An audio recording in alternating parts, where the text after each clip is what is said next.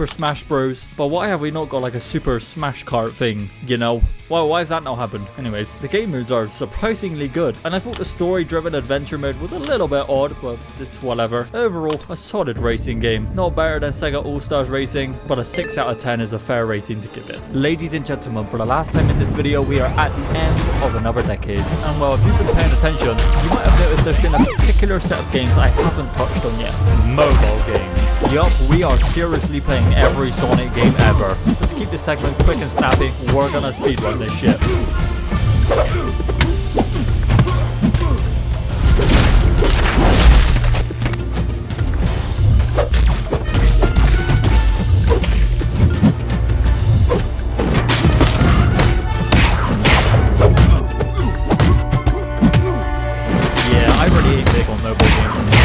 Classics on mobile as well, which is cool. There were some games that I literally couldn't play because they took them off the App Store, but it is what it is. And with that being said, let's go to our final decade.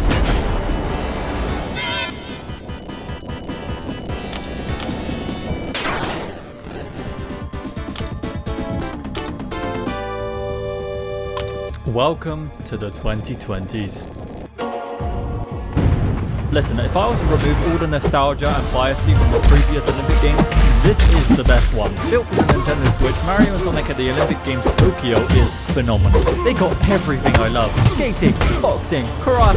They even added this cool-ass story mode where Sonic, Mario, Bowser, Eggman and Toad get stuck in a device which turns them back into their original pixel forms. The downside of this story mode is how much dialogue there is, but the cool thing about it is that you can play sports in this pixel version. Alright, Eggman vs Sonic in a 100 meter race is a little bit unfair. Bye bye. There are 34 events to play here. Some of them can be a little bit of a mess. But do you guys find it a bit strange how these games have so many sports to play, whereas Nintendo Switch Sports has like 6? And I think they just added basketball. What is that about? Sonic Color Ultimate is a remaster to Sonic Colors. We got improved lighting, improved graphics, but other than that, it's just the same game. Sega finally did it. They put Sonic the Hedgehog 1, Sonic CD, Sonic 2, 3, and Sonic Knuckles all into one game, so you can play it on current gen hardware. Sega are understanding that to make money, you sometimes just gotta go back to the classics instead of making new 3D games that will probably flop. Sonic Frontiers is Sega's first attempt at an open zone game for Sonic. A game where you can freely run around at super speed and do whatever you want, kinda. Frontiers follows a very Breath of the Wild type of concept. You've got to build up to your speed throughout the game, even though when you do the figure of 8 you instantly get max speed, and it lasts for what feels like forever. You also have to unlock the map, and you also gotta deal with the most insane pop-ins. This shit is ridiculous, and call me petty all you want, but it put me off the game. Seeing some random ass rails just appear out of nowhere takes you out of the immersion so fast. Sonic is the perfect character for an open zone game. He's a character with super speed, man, but Sega, you just didn't make it feel right. One thing I really can praise about this game is that we finally got a Sonic game with actual length. I also really enjoyed the boss battles. Being Super Sonic just felt awesome to pound the shit out of these robots. Oh, and I cannot forget to mention the cyberspace levels. This was such a good addition to the game. Now, although it has its flaws, Frontiers is definitely a great step forward for the future of 3D Sonic games. There's been a murder. I bet you didn't think this one would be on here. Honestly, part of me is like, what was Sega thinking? But part of me is also like, this is kinda cool. Sonic has been murdered and you gotta go around questioning everybody to find out who did it. This is a simple and short visual novel that is graphically polished, and the best part is, it's completely free. I find it funny how Sega drops this as an April Fool's prank, but it turns out to be really good. We have made it to our final Sonic game, Sonic Superstars. This series has truly come a long way. Even after 33 years of this character, I find it funny how we're still revisiting classic Sonic and its 2D side-scrolling style. Superstars is a beautiful game that's chaotic and dynamic. Each level is unique and as creative as it could get at this point. They've introduced level-specific mechanics and the collection of Chaos Emeralds, which now grant you special powers for Sonic to navigate through zones. These felt quite underutilized when I was playing. It does give the game depth, but it's a very optional feature. Co-op play is also added to the game, but after watching other people play together, it looks like hell. The replay value for this game is also amazing. This is one of the only Sonic games where I found myself going back to play some levels. I also adore the special stages. They just felt super innovative, even though they're reminiscent of the classic classic Sonic games. Once again, Sonic Superstars is another trip down memory lane, and it also marks the end of me playing every Sonic game ever.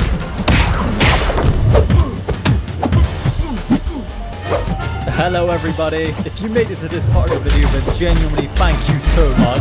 Playing every Sonic game was such an ambitious goal of mine, and trying to fit it all into one video without it being boring or repetitive felt so impossible at times I almost gave up on this video. But hey, in the end we pulled through, and I'm happy to say that this is my favourite video yet. My main goal for this video is to almost treat it as a tribute to the character, to honour the legacy and show the evolution of this blue hedgehog. In the end, I did my absolute best. Now I will happily do this type of video again for any other franchise ever. However, you guys gotta pull through for me and show me that you like this video by either liking it or subscribing to the channel. But hey, with that being said, I really hope you guys enjoyed it. If I missed a Sonic game, I'm sorry! The amount of research I had to do was genuinely crippling, and while there is a chance that I did miss the old one, but I am pretty sure I got them all. So yeah, I don't really know how to end this video now. Bye!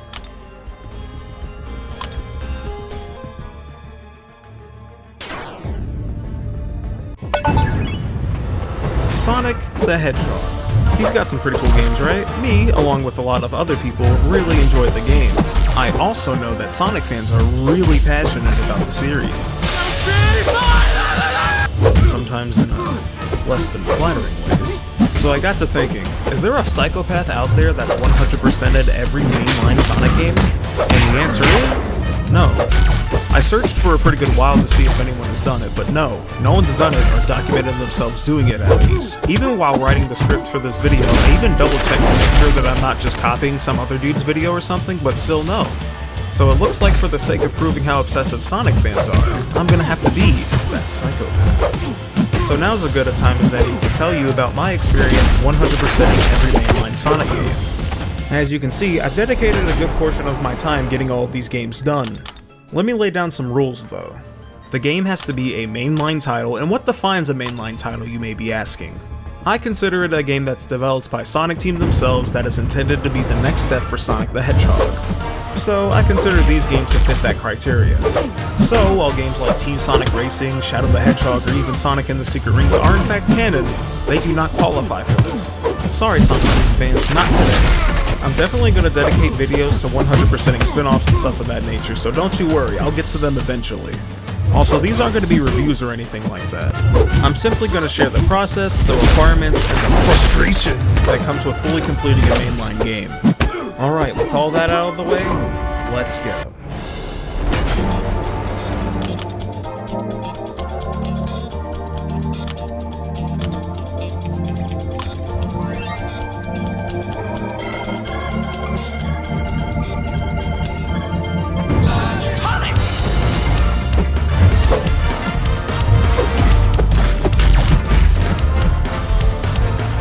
Starting off, we're going to do Sonic Origins.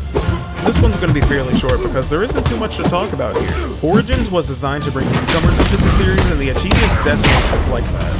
You get an achievement just for watching the intro cutscenes for each game.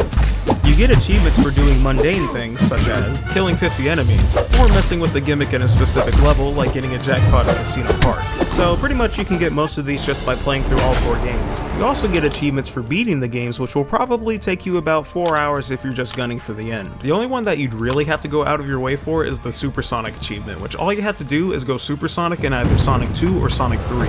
So how about the games themselves? I collected all of the MacGuffins in each game with each character respectively, even though the game doesn't give you anything for it. It's made pretty easy because special stages aren't really difficult, and even if you do mess up, you can try again as long as you have coins. And right after that, I went through story mode, which you play through all 4 games back to back like one big old campaign. That's pretty much it. These games are very short and simple, so there's not really much else you can do with the exception of Sonic CD, so let's talk about that. Sonic CD is the only game in this collection that has extra content to unlock.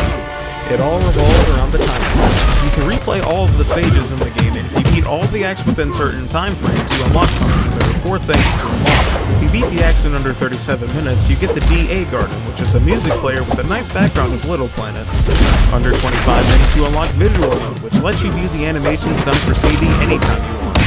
There's also a time attack for the special stages as well that unlock the last 2 activities.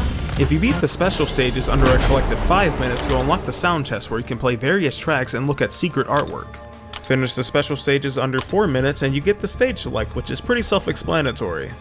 I'll tell you this now, if you don't know the patterns for the UFOs, you're really not going to have fun trying to unlock those. It took me like an hour of attempts, but it was a really sucky hour. It's really strict because you're expected to complete them faster since there's no time limit so you can touch the water, but the only way you're going to get to that 4-minute mark is if you beat each special stage with an average time of a little over 30 seconds, which is way easier said than done.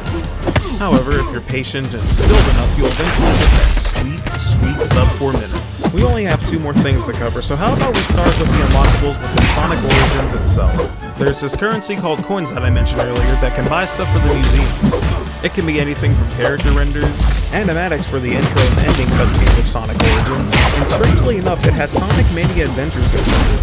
Lastly, there's sounds with original works and remixes. You get coins by collecting 100 rings or breaking monitors in Anniversary Mode. You can also get them as a replacement for continues and special stages. The final way is to get them via missions, and I'll talk about those in a second. Usually, nothing in the museum is too expensive. You should have enough to buy almost everything if you just play through all of the games. Alright, we only have one more thing to talk about, and that's the mission mode. Mission mode has challenges